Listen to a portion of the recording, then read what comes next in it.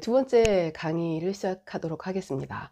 오늘부터는 실질적으로 저희가 구궁도를 보고 거기에 해당되는 게 어떻게 포국이 됐으며 그 숫자 하나에 가지고 있는 성향이라던가 바로 사주에 대입할 수 있는 부분을 하나하나 차분하게 설명을 하도록 하겠습니다. 포국을 한다는 거는 고전 사주 명리는 생년월일 내의 기둥을 세워서 그거를 나열을 하면서 대운과 함께 그 흐름을 이렇게 설명을 하는 형식으로 되어 있는데, 기문둔갑은 구궁 9개의 구궁 안에 숫자를 대입을 해서 포국을 해야 돼요. 그래서 그걸 보고 해석을 해야 되기 때문에 조금 다릅니다. 형식이 저번에 지지에 숫자로 다 변형해서 우리가 봤잖아요. 지금 제가 설명해 드리는 건 포국의 방법, 그걸 간단하게 설명을 해 드릴 거니까 거기에 들어가는 숫자는 다른 의미가 아니라 그냥 순서로 외우시면 돼요. 갑을병정 무유경신 천간에는 첫 번째가 1, 2, 3, 4, 5, 6, 7, 8로 돼 있고요. 자축인묘 진사오미로 돼 있는 지지는 그 첫 번째 자가 1로 돼서, 근데 자는 공교롭게도 1이면서도 기문에서도 숫자가 1이에요. 순서에서도 1이기 때문에 1번이죠. 그래서 이 순서대로 이제 간단한 산수를 해서 구궁도 판에 어려운 게 아니라 시간이 걸리고 귀찮죠. 그래서 그거를 일일이 손으로 이렇게 대입해서 쓰시는 분은 많지 않아요. 요즘에는 프로그램이 워낙 잘 돼 있어서 생년월일을 딱 치면 구궁도 판에 배열이 딱 돼서 포국이 돼서 나오기 때문에, 이 기문둔갑이 전수되기 어려웠던 이유 중에 하나가 너무 포국하기 복잡해서 그런 거 아닌가, 제 개인적으로 그런 생각을 했습니다. 그만큼 시간이 많이 걸리고 세밀하게 다 표시를 해야 돼요. 지금 보시는 그 숫자대로 간단한 산수를 할 거예요. 생년월일을 기문둔갑 프로그램에다가 기입을 하면, 그래서 이렇게 숫자가 이런 식으로 돌아가는구나, 그냥 이해를 돕기 위한 간단한 설명이니까 그걸 외워가지고 막 이렇게 하시는 거는 본인이 정하고 싶다 그러면 이제 따로 연습하시고, 우리가 이제 구궁술이 낙서수라 그래서 숫자가 주역에서 보면은 1, 2, 3, 4, 5, 6, 7, 8 이렇게 순서가 있어요. 그 자리에. 그래서 그 궁의 순서에 따라서 거기다 숫자를 포국하고 대입을 해야 되거든요. 그냥 순서대로 1, 2, 3, 4, 5, 6, 7, 8 하면 편하지만 1, 2, 3, 4, 5, 6, 7, 8 이렇게 돌아가요. 그래서 그 순서대로 넣어줘야 돼요. 그러니까 좀 헷갈리죠. 많이 하지 않으면 굉장히 헷갈립니다. 그래서 생년월일을 뽑아서 천간은 천간대로 더하고 나누고, 이제 그거 이제 간단하게 보여드릴게요. 지지는 지지대로. 이제 예를 들면은 이런 거예요. 천간에 무원년에 을축월에 이렇게 써 있죠. 그러면 이거를 천간을 순서대로 더합니다. 병은 갑을병 3번이죠. 그래서 3 플러스 갑을병정 무기경신 8번째죠. 그래서 8 플러스 갑을 을은 2죠. 두 번째 순서가 그렇다는 얘기예요. 그래서 그걸 다 더해. 그럼 18이 나옵니다. 그럼 18을 9개의 궁으로 나눠요. 그러면은 0이죠. 자, 0은 다시 시작하는 9라고 보고, 천간은 9라는 숫자를 써요. 그러니까 나머지 수가 0일 때는 그냥 다시 9로 시작을 해요. 지지도 마찬가지죠. 순서대로 다 더해서 나온 수에 나누기 9. 그래서 나머지가 4예요. 그러면 중궁에 들어가는 수는, 중궁이라는 건 가운데거든요. 거기에 지지는 4, 천간은 9로 그렇게 표시가 되죠. 중궁 4번부터 우리 낙소궁이 1번 방으로 숫자가 하나 늘어나죠. 그래서 다시 2번 방 낙소궁으로 이동하면서 5번이 6번으로 변하고, 그 다음에 3번 방으로 들어가서 얘가 7이 됩니다. 그 다음 4번 방으로 손방으로 올라가서 숫자가 하나 더 늘려서 8번, 그 다음에 5번 방으로 다시 내려가면서 9라는 숫자가 돼요. 그 다음에 다시 1번으로 돌아가죠. 그래서 다시 숫자는 1, 그리고 방은 6번 방, 그 다음 다시 7번 방으로 가서 다시 하나 더 붙어서 2, 그 다음에 8번 방으로 가서 그 다음에 3번으로, 그 다음 마지막 9번 방으로 들어가서 숫자 하나 늘린 4번이 되겠습니다. 왜 이렇게 돌아가지? 이거는 지금 아직 초급이기 때문에 모르니까 이런 식으로 포국을 하는구나, 그렇게 빨리 이해하시는 게 다음에 이제 조금 더 깊이 설명을 하겠습니다.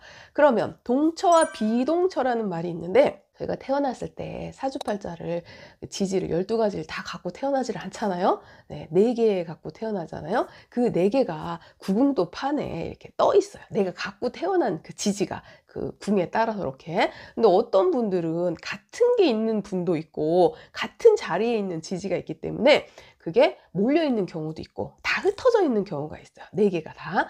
중궁 포함 5개까지 최고로 다 이렇게 흩어져 있을 수 있어요. 표시할 때 내가 갖고 태어난 지지의 자리는 동처다, 동해져 있다라 그래서 프로그램에서도 이렇게 색이 이렇게 칠해져 있어요. 그건 평생 가지고 가고 평생 내가 가지고 나온 지지의 자리를 표시해주고, 그렇지 않은 대운이라던가 뭐 때가 돼야지 들어오는 지지는 비동처라 해서 동하지 않은 자리라 그래서 그냥 하얗게 이렇게 나와 있어요. 그래서 그때는 언제 작용을 하냐? 대운이 들어왔을 때, 그때 마치 동처처럼 걔가 작용을 한다 해서 그렇게 표기는 돼 있어요. 그래서 연월 일시로 나누잖아요. 그래서 연은 보통 우리가 뭐 조상자리라고 얘기를 하지만 여기는 이제 표기가 연지, 연간 이렇게 표시를 해요. 기문둔갑의 구궁도상 표기는 그렇게 합니다. 그리고 월지라는 표시는 형제죠. 여자 형제, 뭐 남자 형제 들어가고요. 세지는 천간의 나, 그리고 지지는 배우자를 의미해요. 그리고 시지는 자녀.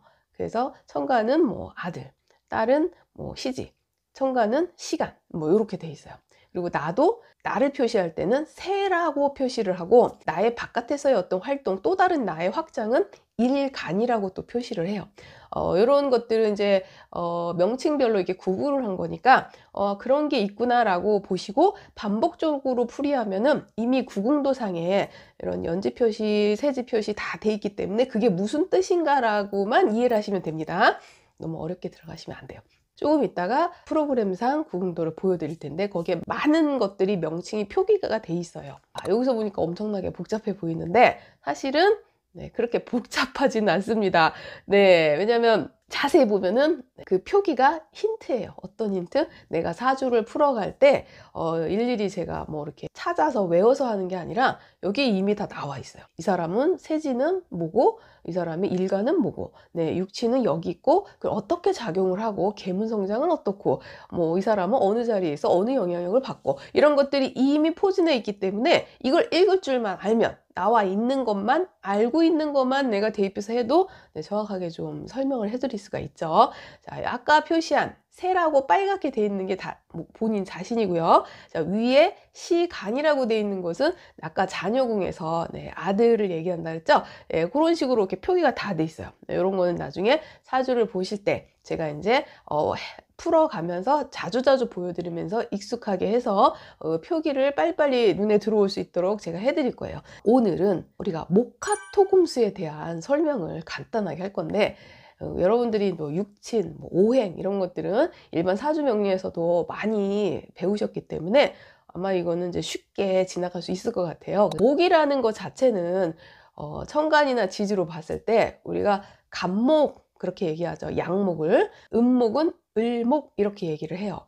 근데 숫자로 우리가 양목을 3이라고 그러고 음목을 8이라 그래서 자, 3팔목 이렇게도 얘기를 해요. 양목과 음목을 합쳐서. 그러면은 그 3팔목이라는 게 구궁도상에 이렇게 떠 있잖아요. 그러면 그게 만약에 새다, 본인 자신이다, 그럼 목의 성격을 어느 정도 갖고 있다 그래서 그 사람의 성향을 대입해서 이렇게 설명을 추가적으로 해줄 수 있는 부분이기 때문에 알고 계시면 외우기에도 쉽고 또 적용할 수도 있는 직접적인 그런 그 의미이기 때문에 한번 편안하게 제가 설명을 했을 때 숫자와 성향을 머릿속에 동시에 입력을 하시고 시작하시면 지루하지 않을 것 같아서 해보겠습니다. 우리가 나무라고 하는 것은 꼿꼿하게 바로 서는 양목을 얘기하는 큰 나무를 얘기하는, 이 나무는 흔들림이 별로 없어요. 바람이 불고 웬만한 거에 다 버티지만 한번 쓰러지면 어때요? 뿌리채 뽑혀요. 그래서 다시 회생하기가 힘들다. 그래서 특징이 뭐예요? 되게 보수적이고 강직하고 권위적인 면도 있지만 되게 보면은 고집이 세고 반듯하다, 학자 같다. 그 나무의 크기에 따라서는 많은 새들도 오고, 그리고 이제 뭐 동물들도 쉬었다 가고 그러면서 사람들을 잘 품을 수 있는, 어질고 착하고 또 보스적인 그런 포용력이 있고, 그리고 반듯하다 그래서 학자 타입, 보수적이다 뭐 이런 것도 비슷해요. 대쪽 같다 이런 것도 들어가죠. 그래서 양목은 특히 그런 부분이 굉장히 강해요. 그래서 목이 어떤 인자한 어질 인자를 쓰기 때문에 정이 많아요. 이렇게 강직하고 그러면서도 남이 어려운 걸 보면은 그거를 못 보죠. 도와주고 싶고. 그래서 감성적으로도 굉장히 따뜻한 면이 많다. 음목은 좀 달라요. 음목은 우리가 묘목이라 그래서 좀 작은 나무, 꽃나무, 약간 흔들릴 수 있는 그런 나무라 양목과는 약간 틀려요. 조금 토끼 같은 기질 있죠? 굉장히 보수적이고 고집스럽고 그런 건 맞는데 굉장히 내성적일 수도 있고, 그리고 낯을 좀 가릴 수도 있고, 겁이 많을 수도 있고요. 가정적일 수도 있어요. 외모적으로도 좀 예쁘장한 분도 되게 많고 그래요. 그러니까 목의 성질이 뭐 여러 가지 있어요. 뼈나 뭐 신경계통, 허리, 척추 이런 거랑 관련이 있기 때문에 건강 면에서도 그쪽이 약하면 네, 거기서 또 질병이 발생할 수도 있어요. 머리를 또 상징하기도 하기 때문에. 그리고 음목 같은 경우는 뭐 관절, 손가락, 발가락 뭐 이런 데에도 문제가 있을 수도 있죠. 그쪽이 안 좋으면은. 왕하고 약하고를 나중에 신앙이냐 신약이냐 이제 이런 거를 찾는데, 만약에 신약하거나 아니면은 뭔가 깨져 있거나 약하거나 그러면 지금의 이런 성격이 아니에요. 조금 달라져요. 만약에 인자하다, 뭐 인자하지 않아요. 아주 예민하고 까탈스럽고 까칠해져요. 그래서 목이라 그래서 어머 당신은 되게 인자하고 착하시네요. 예, 절대 안 그런 경우 많거든요. 그래서 강약도 같이 보면서 예, 이제 그 사람의 성향을 다방면으로 한번 훑어보는데, 기본적인 성향은 이렇다라는 거를 네, 인지를 하시면 돼요. 직업도 목과 관련되는 게 많은데 뭐 문방구, 목재 관련, 뭐 의상, 예, 옷도 마른 나무라고 해서 뭐 서점도 있고 화원도 있고 목과 관련되는데, 기본적으로 선생님이나 교육자가 되게 많아요. 사람을 가리키는 거, 문과나 뭐 인문학, 그리고 공무원이다 그러면 교육 행정 쪽에 제일 많은 분들이 또 목이기도 합니다. 자, 그래서 오늘 목의 성향을 전체적으로 보면서 삼목과 팔목, 지지로는 임목과 묘목으로 나뉜다. 네, 요렇게 참고로 보시고 그 다음부터 이제 화부터 들어가겠습니다. 숫자와 지지와 네, 성향을 동시에 지금 설명을 하니까 잘 들어주시고 그 다음 수업으로 이어갈게요.